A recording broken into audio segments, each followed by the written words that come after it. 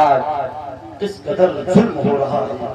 یہ ظلم جو ہو رہا ہے آپ دیکھ رہے ہیں ہندوستان کی حکومت پوری طریقے سے ہر اعتبار سے مسلمانوں کو شکنجے میں لینا چاہتی ہے. کبھی اس کے نماز پر حملے, کبھی اس کے عبادتوں پر حملے, کبھی اس کے ریاستوں پر حملے, کبھی اس کے تقوی پر حملے, کبھی اس کی آنکھوں پہ حملے, کبھی اس کے چہرے پر حملے.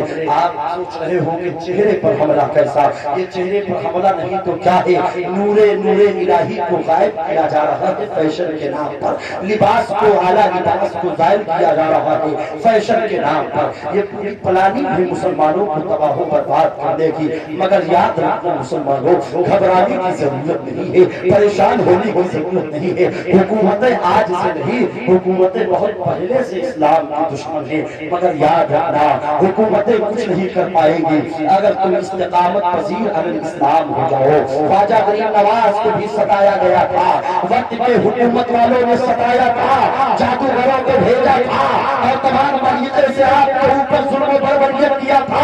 مگر میرے خواجہ غریب نواز نے اپنے ایمان اور عقیدے کے ساتھ, اپنے ایمان اور عقیدے کے ساتھ اسلام و سنیت قیام ہم رہے. زمانے میں دیکھا جو لوگ ستانے آئے تھے وہ سب اسلام کا کلمہ پڑھ کر کے مسلمان. وہ خواجہ غریب نواز. مسلمانوں ہمیں ضرورت ہے صبر کرنے کی, ہمیں ضرورت ہے اپنے ایمان کو مضبوط کرنے کی.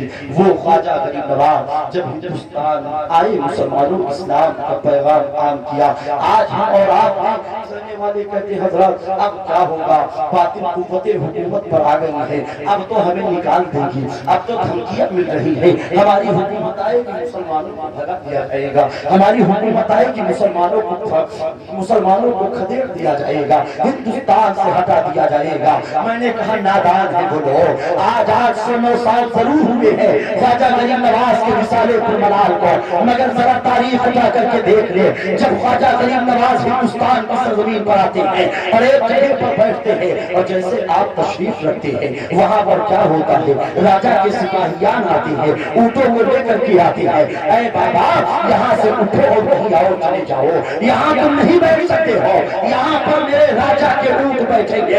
خواجہ غریب نواز نے اتنا فرمایا تھا کہ ٹھیک ہے صاحب اب تمہارے اونٹ بیٹھیں گے, اتنا فرمانا تھا. اب اونٹ کو بٹھایا گیا. اب جب اونٹ کو اٹھانے آتے ہیں کوچے مارتے ہیں, ڈنڈے مارتے ہیں, اونٹوں کو ادھر ادھر کرتے ہیں, مگر اونٹ اٹھنے کا نام نہیں لے رہا ہے. گویا زمین پر اونٹ چپک گیا ہے. اب سوچنے کا مقام ہے مسلمانوں, میرے خواجہ نے کس کو بٹھایا, میرے خواجہ نے اونٹوں کو بٹھایا. کیا فرمایا, اب یہاں اونٹ بیٹھیں گے تو اونٹ بیٹھ گیا تو اونٹ اٹھنے کا نام نہیں لے رہا ہے. اور میرے خواجہ نے ہندوستان میں لوگوں کو اسلام دیا, لوگوں کو ایمان دیا, لوگوں کو مسلمان بنایا. تو گویا میرے خواجہ نے ہندوستان میں مسلمانوں کو بسایا. ارے نادان ہے وہ باطل عقیدے والے. ارے جب ہندوستان کے راجا نے ان کے اونٹ بیٹھ گئے, میرے خواجہ نے جن اونٹوں کو بٹھا دیا انہیں راجا حکومت نہ اٹھا سکی, تو جن مسلمانوں کو میرے خواجہ نے بسایا ہے انہیں کون اٹھا سکتا ہے, انہیں کون بھگا سکتا ہے؟ کوئی بھگا سکتا ہے نہیں, کیونکہ میرے خواجہ نے بسایا ہے, میرے خواجہ نے بسایا ہے. ارے جب تمہارے راجا اونٹوں کو اٹھا نہ سکے تو آج خواجہ کے بسائی ہوئے مسلمانوں کو کیا بھگا سکیں گے. مگر مسلمانوں اپنا عقیدہ مضبوط کرو, اپنا عقیدہ مضبوط کرو. آئیے دیکھیے وہ خواجہ غریب نواز جن کو حکومت کی کرسی ملی ہے ہندوستان کی. آپ تعلیم دین کو حاصل کرنے کے بعد بغداد گئے, نبی نے بھی بشارت کی تھی مدینہ طیبہ میں کیا ہے معین الدین جاؤ ہندوستان میں. مگر خواجہ غریب نواز ایک تاریخ ہے کہ آپ گئے تھے بغداد اور وہاں سے منصب مانگا تھا ایران کا. تو غوث پاک نے فرمایا تھا اے معین الدین میں نے یہ جو ہے سلطان شہاب الدین سہروردی کو دے دیا, تم جاؤ ہندوستان جاؤ. اور خواجہ غریب نواز حج کرنے گئے, وہاں سے بھی بشارت ملی. آپ آئے ہندوستان میں اسلام کے پیغام کو عام کیا مگر کس سے عام کیا؟ اپنے کردار سے عام کیا۔ آج لوگ کہتے ہیں اسلام ہندوستان میں پھیلا ہے تلوار کی بنیاد پر، ہندوستان میں اسلام پھیلا ہے زور اور جبر کی بنیاد پر، مگر یاد رکھنا مسلمانوں، حکومتیں ہوئی ہے، کچھ لوگ ایسے آئے ہیں ہندوستان پر جن کو یہ کہا جا رہا ہے کہ وہ ایسے تھے ویسے تھے، مگر یاد رکھنا مسلمانوں، یہاں پر بہت سی تلواریں آئی ہیں، یہاں پر بہت سے سلاطین آئی ہیں، مگر ان لوگوں نے وہ کام نہیں کیا جو کام خواجہ غریب نواز نے کیا۔ ارے جب خواجہ غریب نواز آ رہے تھے تو پنجاب کی جانب سے جب آپ ہندوستان میں داخل ہو رہے تھے، اور جب آپ داخل ہو رہے تھے تو راجہ شہاب الدین غوری کے سپاہی واپس بھاگ رہے تھے، یعنی راجہ پرتھوی راج سے جنگ ہوئی تھی اور وہ سپاہی شکست کھا کر کے بھاگ رہے تھے۔ جب خواجہ غریب نواز آئے ان لوگوں نے دیکھا کہ یہ بابا تو مسلمان ہے، پوچھا ہے بابا کہاں جا رہے ہو؟ کہا ہندوستان میں آیا ہوں۔ کہا یہاں سے بھاگ چلو، ہم لوگ سلطان غوری محمد غوری کے سپاہی ہیں، ہم لوگوں کو راستہ نہیں ملتا ہے، اس طریقے سے شکست فاش حاصل ہوئی ہے، یہاں سے واپس چلے جاؤ، اب تم یہاں کچھ نہیں کر سکتے ہو۔ تو ذرا جملہ سننا مسلمان ہو، خواجہ غریب نواز نے فرمایا تھا کہ اے سپاہیوں سنو، تم آئے تھے اپنے راجہ کی بنیاد پر، تم آئے تھے محمد غوری کی بنیاد پر، تم آئے ہو اپنے ہتھیار کے بھروسے پر، اور خواجہ معین الدین آیا ہے احمد مختار کے بھروسے پر۔ تم تلوار کا بھروسہ لیے ہو، احمد مختار کا بھروسہ لیے ہو۔ تمہیں بھیجنے والا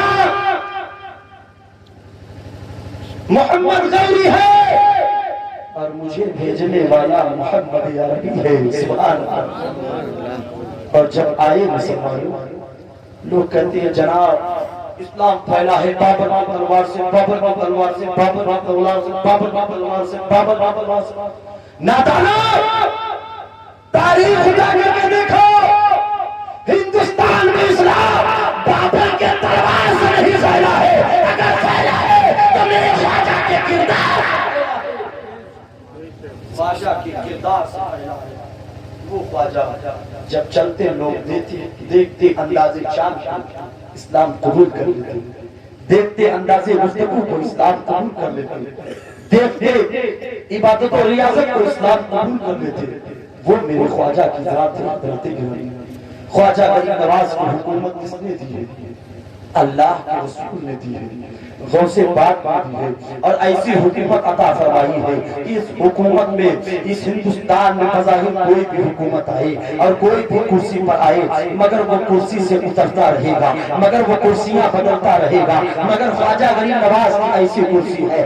آپ دیکھتے ہوں گے آپ کے گاؤں میں اب قریب الیکشن کا ماحول ہے، ہر کوئی اپنا اپنا کینڈیڈیٹ لے کر کے آئے گا، ارے صاحب انہیں ووٹ دو، یہ تمہارا یہ کام کریں گے، ارے صاحب انہیں ووٹ دو، ارے صاحب ان کا سمرتھن کر دو۔ مگر یاد رکھنا مسلمانوں، کسی نے بھی سمرتھن کیا، اگر کسی کو جتا بھی دیا تو کتنے دنوں کے لیے وہ قائم ہے، وہ 5 سال کے لیے موجود ہے، اس کے بعد پھر الیکشن کا ماحول آئے گا تو ممکن ہے اس کے کارکردگی کو دیکھ کر کے اسے دوبارہ بنا بھی دیا جائے، مگر ایک پیسہ آتا ہے، اگر کارکردگی اس کا خراب ہے، اس کا امیج خراب ہو گیا ہے تو اس کو دوبارہ نہیں جتایا جاتا ہے، اس کو سپورٹ نہیں دیا جاتا ہے۔ ارے یہ دنیا کے مادی طاقت کا یہ عالم ہے، اگر اپنے ہاتھوں کا سپورٹ دے دو تو 5 سال کی کرسی مل جاتی ہے، مگر جسے اللہ نے اور رسول اللہ نے اور غوث اعظم نے جسے اپنا سپورٹ دیا ہو وہ ایسی کرسی پاتا ہے کہ قیامت تک ہندوستان کا شہنشاہ۔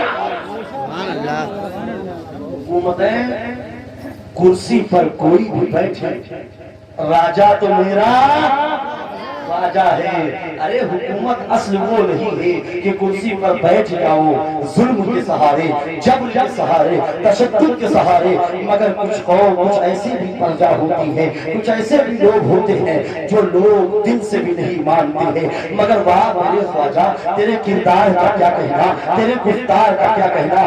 آپ کے وصال کو 809 سال ہو گئے، مگر آپ جب زمین پر تھے تب بھی حکومت کر رہے تھے، اور آج زمین میں ہے